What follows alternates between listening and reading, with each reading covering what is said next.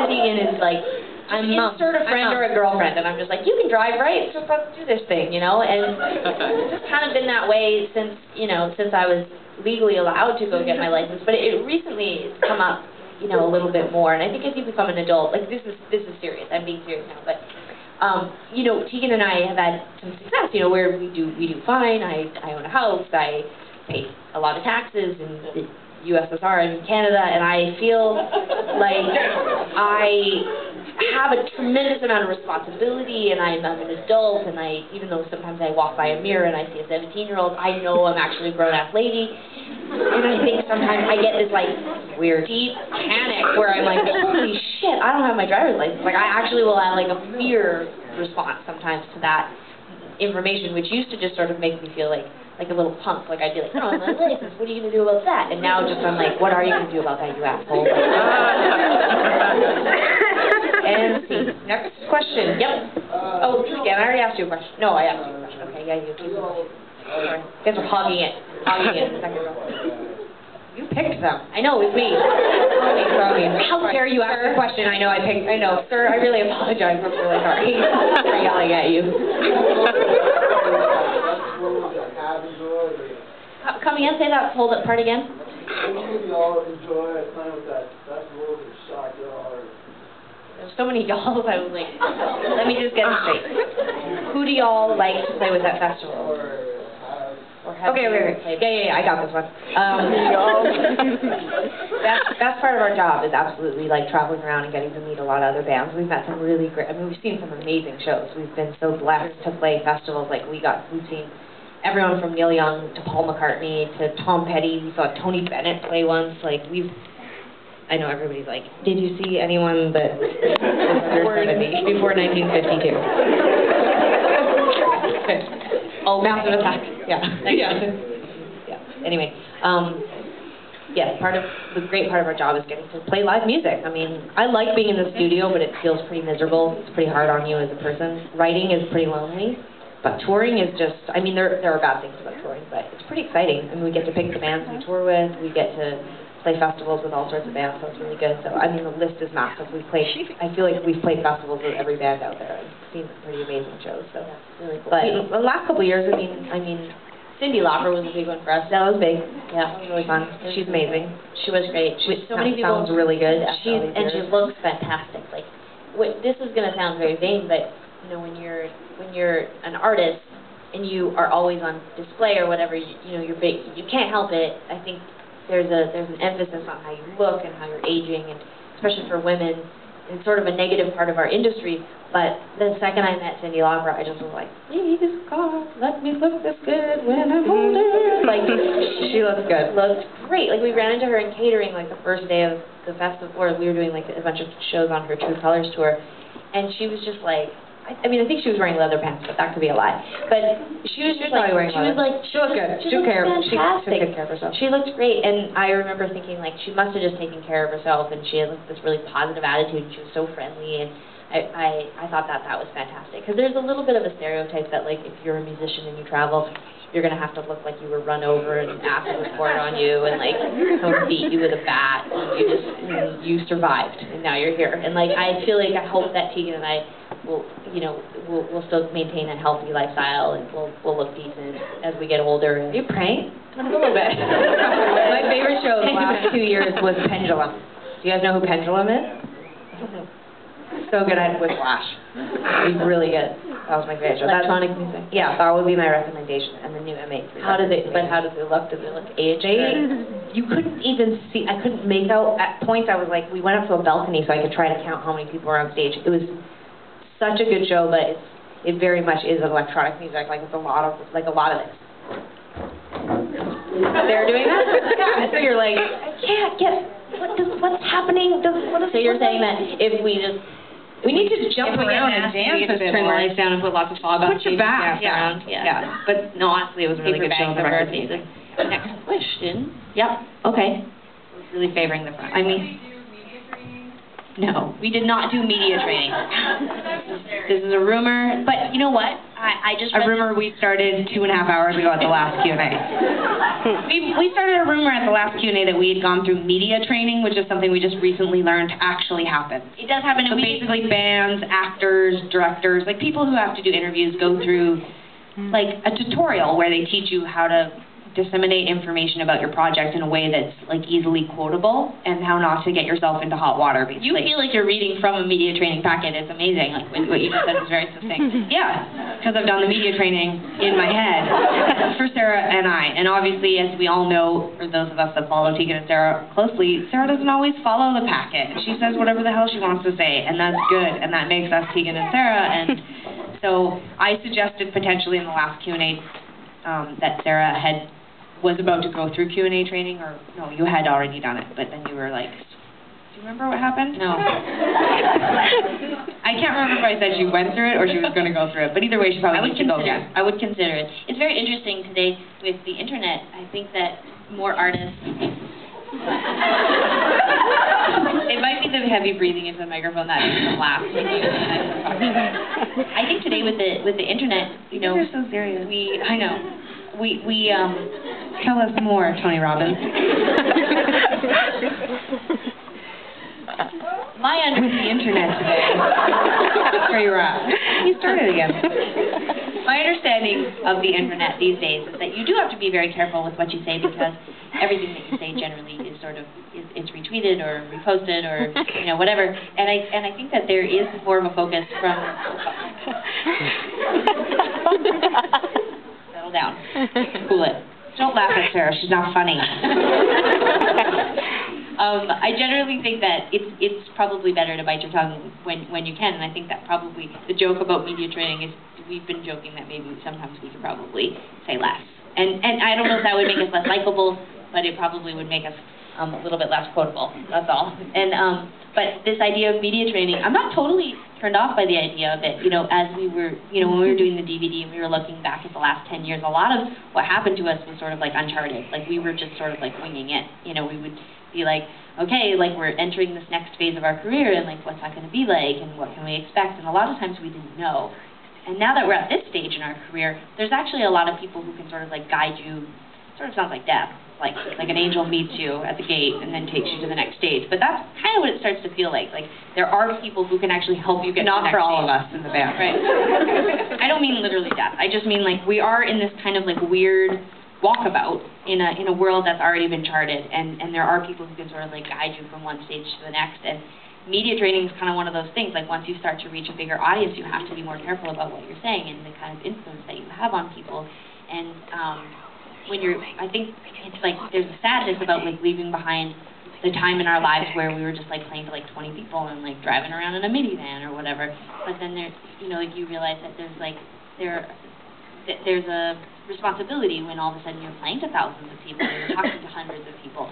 And I think maybe that's the point of media training, is that they're trying to like make sure that you don't just act like a big jackass. I'm not sure, We'll do it and we'll let you know how it goes. Yeah, like maybe we'll get back to you about it. I'm not sure. We'll see if we do it. Yeah. With media training, we probably won't tell you about it. We won't be allowed. They'll be like, okay, first lesson of media training. Don't talk about media training. Don't really talk about media training with people in the public. Okay, next question. Anyone? Okay, back in the back. Yeah? Hi. My first question is, when y'all were younger, did you have any formal vocal training? I don't get this. Don't do insanity. Or you like self-composition? And then my second question is, if you could be any flavor of ice cream, what would it be and why? Great question. It's very generous of you to ask if we've had actual formal training at our job. No, we haven't. I don't know if that's obvious, but no, we were self-taught. I mean, we just loved playing music. I mean, it was very organic. We kept playing, and people kept asking us to play, and people kept showing up. So it just all of a sudden was 2011. We were like, oh my God, we're still here. Regarding ice cream, I had an amazing mint, like organic mint flavored ice cream a couple months ago in the summertime. And it was from this company called Cool House in LA. Oh yeah. Right? Oh yeah. Who's saying oh yeah? Right? It's amazing, right? You love that fucking ice cream I've ever had. People follow it on Twitter and they drive around behind ice cream trucks to get it's unreal. Anyway, I had it by accident. I don't even indulge in dairy. I had vicious diarrhea afterwards. And that is the kind of ice cream that would be. Good question. Right there. Yeah, you. Yep.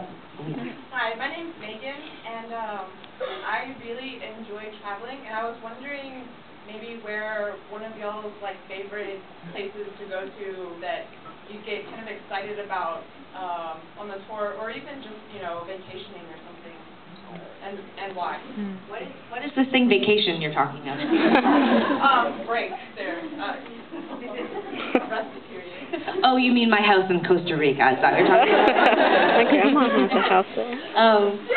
It changes for us, I think. If it has to do with a professional, like touring kind of perspective, I think that generally we liked places that didn't make us sad or we didn't lose millions of dollars. We don't literally lose millions of dollars, but I always had a really weird feeling. Media training. When we would go to Europe, I would always be like, I hate Europe, because every country I would just be like, it would be so difficult, you know. And then we loved Australia because Australia was really easy and there was kangaroos and fans, and I was like, I love Australia. But as Sometimes kangaroos with fans on their backs. yeah, I mean, just bouncing around in front of you, and you're like, how the hell would you love that? But as the years go by, in fact, I find myself actually really enjoying the places that are a challenge, more so than the places that are easy, because if you're away from home, it's almost like, you know, the new experiences make it easier to justify being away from home. So, and some of the places that are easier to tour, you've done it a couple of times, or, for example, Australia, we've probably done 10, 15 times, 500 times, 5,000 times, and so it's like you start being like, oh, I love Australia, but gosh, we've been there so many times, you know. So now I feel like places in Europe I actually really enjoy touring. It's like I enjoy the challenge. It's sort of like a competitive thing or something. After India, we actually made a list of places that we were interested in going. Yeah. We had like we actually had a really amazing time. It was very difficult at times, like for a lot of different reasons, but afterwards we were like, we should go to Brazil, we should go to Mexico, and like there's so many places that we have not been, and I think next year I'm hoping that we end up going to a lot more places like that, because there is something extremely humbling about going to a place that's so different from where you come from, but also to go to that place and see that there are fans there and that they've traveled from so far and they've waited for so long to see you. It definitely gave Sarah and I a bit more perspective about what we've accomplished, and it made us feel like, well, that maybe there was more purpose to what we were doing than we thought there was. I mean, we've always felt like there was purpose, but there was a point where we were like, okay, when you're going, you know, when you're touring in Canada and America and Australia, like more developed countries, you just think you're doing your job. But going to India and seeing all these kids from Malaysia and Singapore and India that had traveled to see us play, I was like, okay, maybe we're not just doing our job, we're actually like contributing something here. So hopefully more of that. Yeah, fair enough. And if I was just going to pick a place to go on vacation that we've been touring, you know, and haven't had a chance to spend time in, maybe it would be Japan. I love Japan. Had a great time. Hella expensive. And, so you go there for vacation for like a weekend. I would go there for like a weekend. I just remember loving it because everyone, I mean, the median height, a little bit like here. There are people. Sarah really liked Japan. I really she like talks being, about it a lot. I love Japan. Okay, let's take a couple more questions and I'll let you go to bed. Who's got a couple more questions for us? Yeah.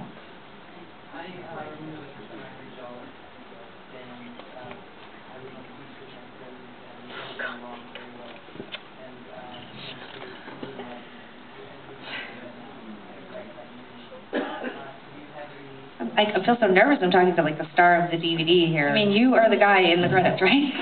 Yeah. This is the guy who said that he didn't know if we'd let someone from Texas come. There he is. A great ambassador for your state. Adorable. They're going to be a hit all over North America. I know. Are you ginger? You're a ginger, too. No soul. Okay, continue.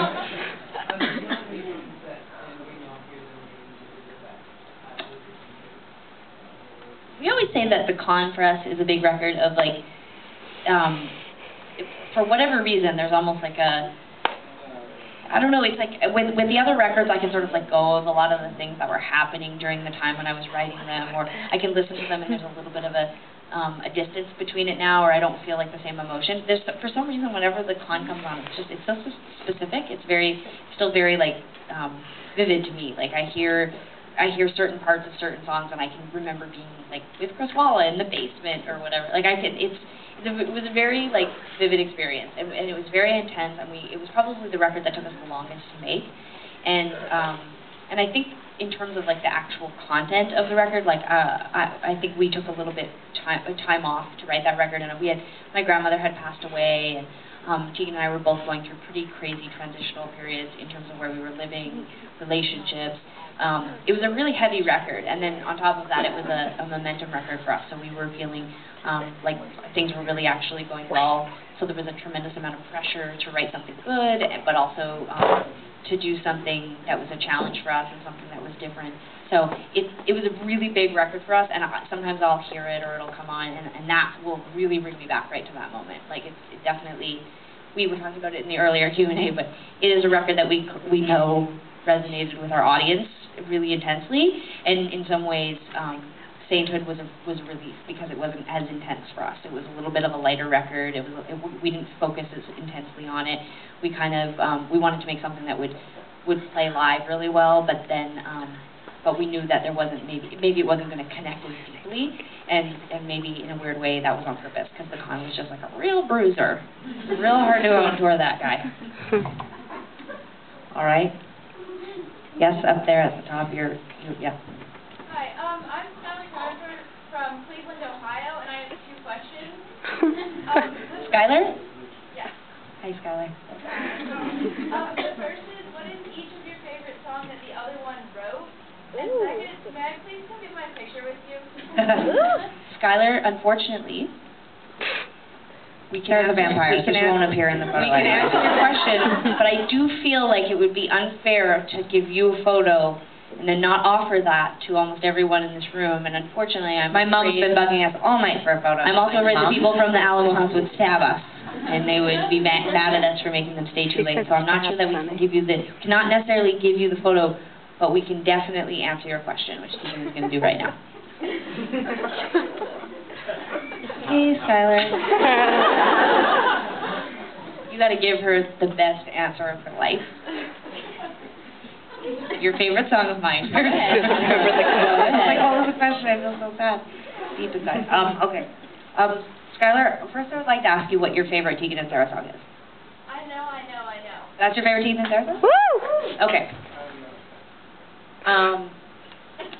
My favorite song that Sara has ever written is You Haven't Heard It Yet. It's true. A lot of the new stuff, some of the new stuff she's written is okay, so I like that more than anything else.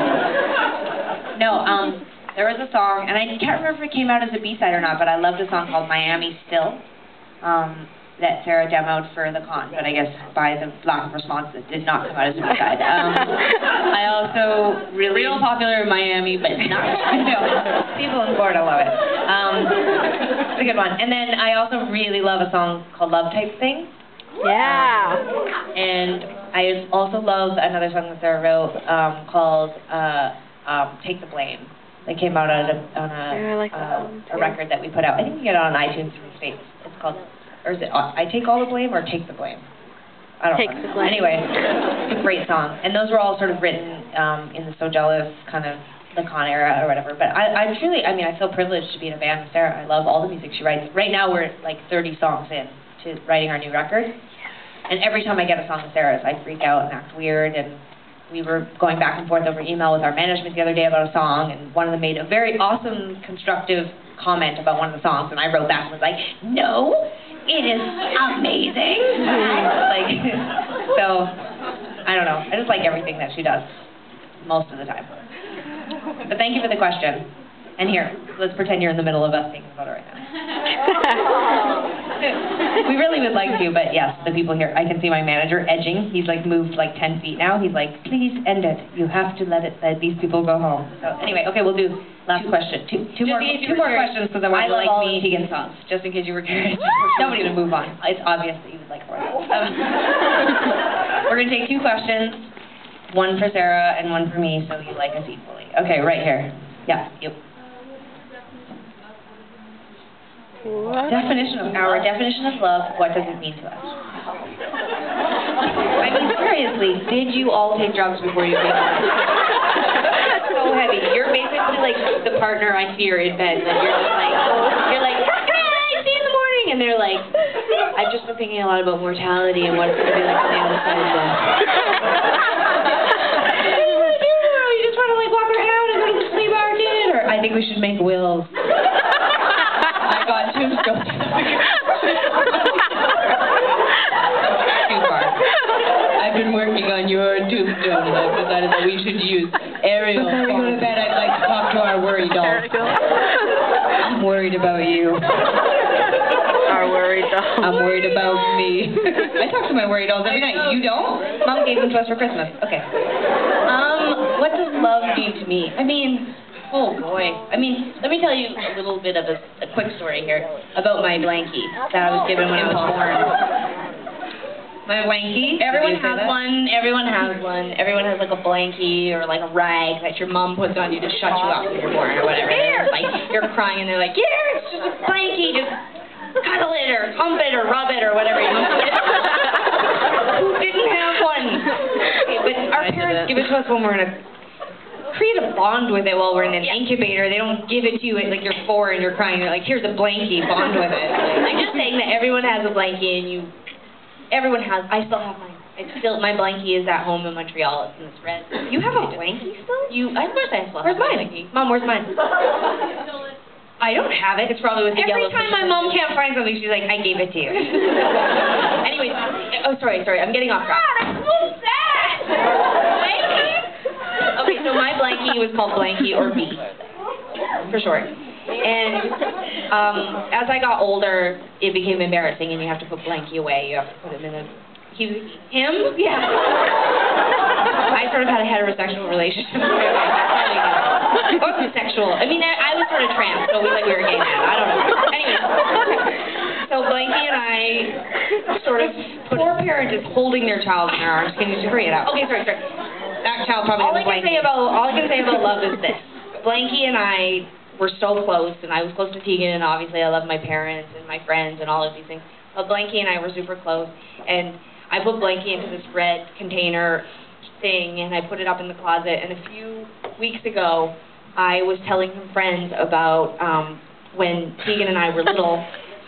Tegan fucked up something with my grandma. My mom was pissed at Tegan about my grandma. Tegan had done something bad to my grandma. And I don't know. I can't remember the exact story. Mom, don't shake your head. You know where I'm going with this. Just hold on. And my mom and dad sat down with us at the dinner table, and they told Tegan that they were going to take Blankie away from her Blankie away from her as punishment. And she started flipping out, and she was like, no, you can't take Blankie away from me. And then she was losing her mind. And apparently... maybe it was the other reverse. Like, it could have been me crying and Tegan, but whatever. One of us interjected and said, like, we were like 4. And one of us said, like, too far. You can't take Blankie away. Mom, roughly, that's the story, right? She's laughing at her. She's crying. She's sobbing. She can't believe this story is so visceral for her. She remembers it clearly. But the truth is this, like, at 4 years old, I didn't just know love. Well, definitely you, because if it was me, I would have got scissors, cut my Blankie in half, and given half to you.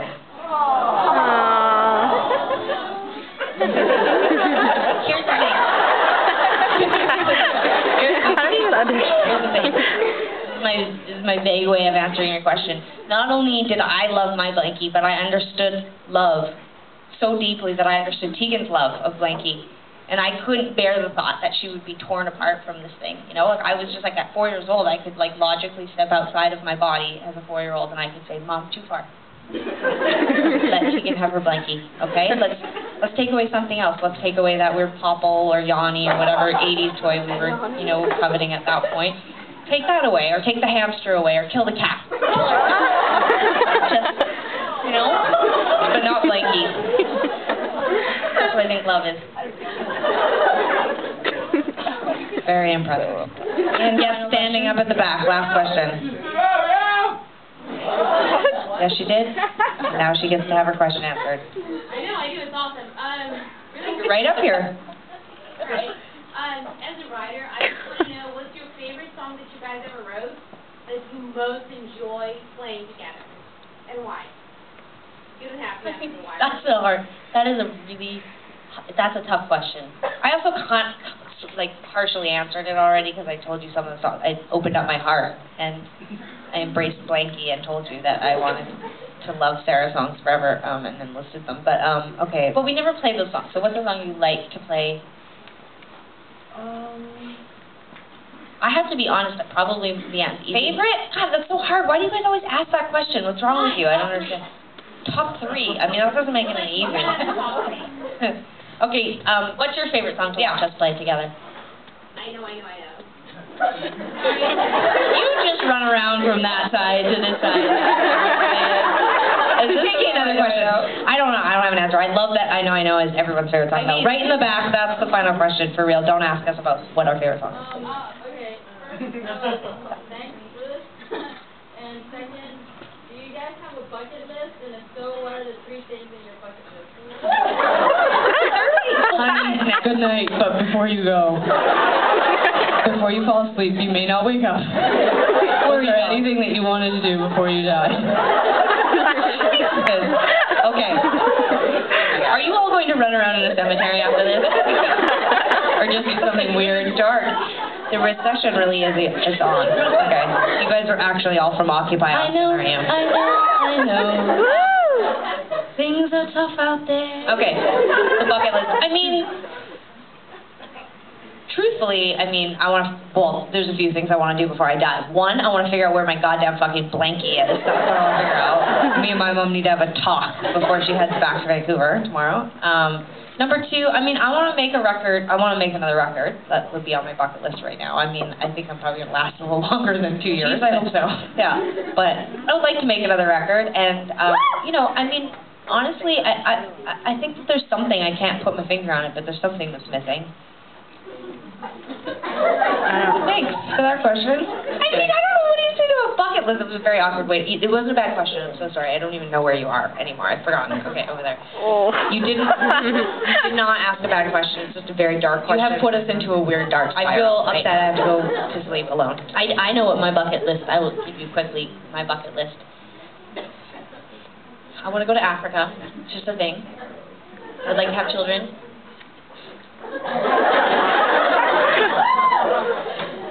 I would. These are real things. Me too. Penelope. And I would like to go to Africa. And a hot air balloon. I want to go on a hot air balloon as well. Back off my bucket list, all right? No. You guys, please tell us some more. You guys, seriously, thank you so much. You are our 2nd official screening ever. We are so happy to be here. Thank you to the Alamo House. This was so fun. It was such a great environment. I have a feeling that even though I think the rest of the screenings are going to be great, this venue is going to have. When we started putting together the plan for this, a friend of ours was like, the Alamo Drafthouse is the best theater in America. You have to do a screening there. She did not come to this. I don't know why. I can't remember. But our mother came. One of our best friends came. A bunch of other family and friends came. We all had such a lovely time. Austin is such a wonderful city. Thank you so much. God, you're great people. Thank you.